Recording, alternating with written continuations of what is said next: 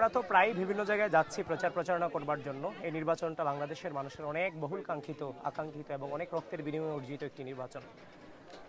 তো এখন মানুষের কাছে যখন যাচ্ছি, আমরা এখন করাইল বস্তি এরিয়াটাতে আছি। দেখেন এই বস্তিতে এভাবে মানুষ বসবাস করে, আসলে এভাবে মানুষ বসবাস করতে পারে না। নিজের দেশে, স্বাধীন দেশে এভাবে মানুষ বসবাস করতে পারে না। রোহিঙ্গারা যেভাবে বসবাস করে আমরা টিভিতে কিংবা বিভিন্ন ফুটেজে দেখেছি, এটা যে কোনো অংশে ব্যতিক্রম না। এটাই একই একই। আরেকটা হচ্ছে যে ধরেন রোহিঙ্গা ক্যাম্পের মতো এক প্রকার। সুতরাং এখানে গ্যাস, বিদ্যুৎ, পানি, ড্রেন, তারপর হচ্ছে যে নারী নির্যাতন, শিশু নির্যাতন, মাদক, তারপর হচ্ছে যে আপনার স্থায়ী পুনর্বাসন নাই। এই নানান সমস্যা এখানে বিরাজমান। আসলে এই এলাকার সমস্যার সমাধান করতে হইলে শক্তিশালী এবং একক সিদ্ধান্ত নেওয়ার মতো ক্যাপাসিটি সম্পন্ন নেতৃত্ব ছাড়া সম্ভব না। তো সেই জায়গাটা থেকে বিচার বিশ্লেষণ করলে জনাব তারেক রহমান এরিয়াতে নির্বাচন করাটা এই এরিয়ার বাসিন্দাদের জন্য এক প্রকার ব্লেসিং।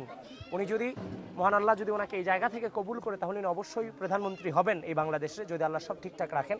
তো একজন প্রধানমন্ত্রীর পক্ষে এই সমস্যাগুলো সমাধান করা উনি চাইলে এটা কোনো বিষয় না। এবং আমি আমার জায়গা থেকে, ওনার কর্মী হিসেবে আমি এই জায়গাটা থেকে দাঁড়ায় বলতে চাই যে ওনাকে আমিও ভালোবাসি। উনি সাধারণদের কথা, উনি সাধারণদের কথাগুলো উনি ওনার মুখ দিয়ে বলেন, এই জন্যই আসলে আমরা ওনাকে ভালোবাসি।